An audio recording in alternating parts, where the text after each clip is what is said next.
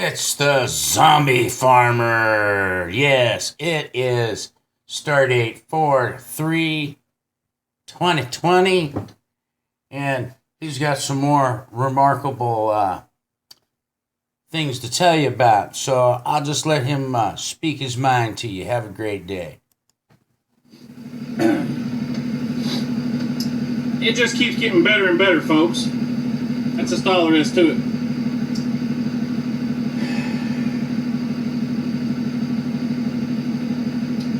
There may be a lot of you that don't really know what's happening out here. So I'm trying to be patient. I'm trying to take my time. I'm trying to give some advice and let folks know what I see when I'm out here on the road.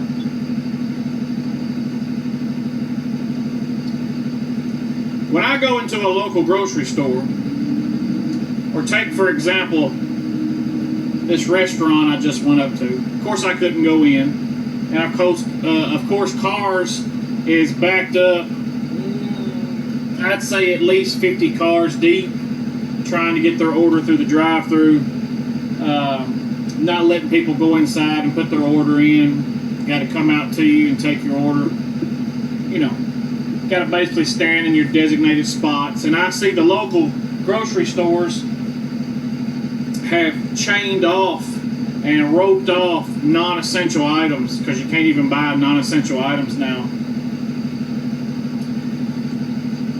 And they basically got one door going into a facility to get the stuff you need open. Only one door.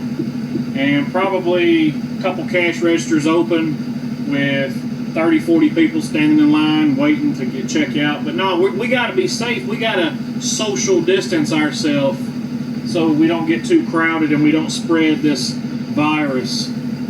We don't spread the flu. We don't spread whatever. Okay?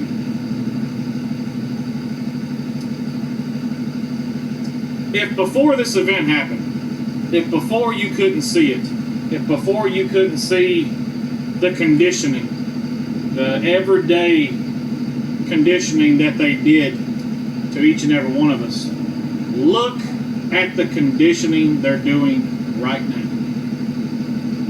Right now.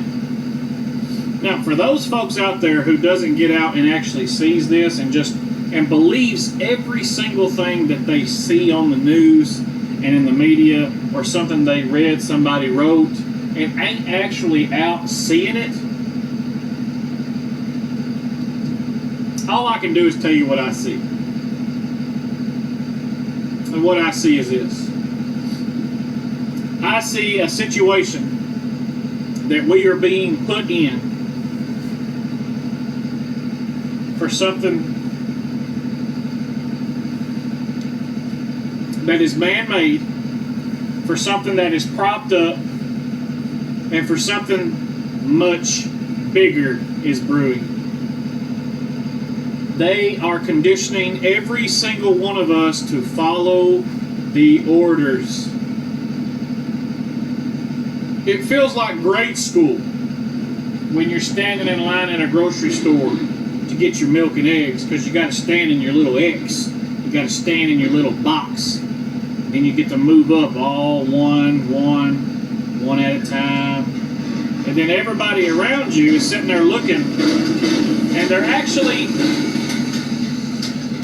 scared. You can see the fear in their eyes. It's a very eerie feeling. On top of this, folks, a couple, 2 or 3 videos back, I was talking about the dairy industry. The grade B farms being gone, the grade A farms almost being gone. And I was talking about how stores are rationing perishables. They're rationing meat, ground beef, milk, and just because you have it available in your store and they're not rationing it where you live, doesn't mean it's not happening elsewhere. Again, I'm telling you what I see. It's up to you if you want to believe it or not. It's not my problem. But now, since stores are rationing this product, guess what big government is telling the dairy farmers? They're telling the dairy farmers to dump their milk because there's not a big demand for it. Not a big demand for it. It's like gold where I live. You can't even get it. And if you do go in one grocery store, it's one at a time. 1 gallon of milk per customer.